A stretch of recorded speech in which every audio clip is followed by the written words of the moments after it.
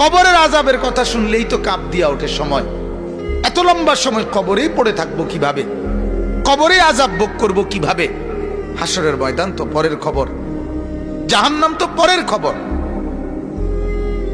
আহা, খামখেয়ালি আমরা মনে করি, অনেক মানুষ আছে মনে করে আর কি তা, নাহলে কিছুদিন ফিটবো আর কি।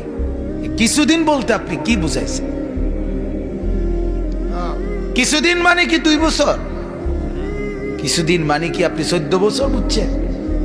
এটা কি বাংলা আরে রাষ্ট্রের আইন যে যাবজ্জীবন মানেও একটা নির্দিষ্ট সময়?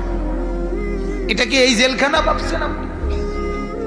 এই জন্য আমরা প্রত্যেকেই, আমার কথা হলো এটাই, কেউ না ভাবুক, আমি ভাবি।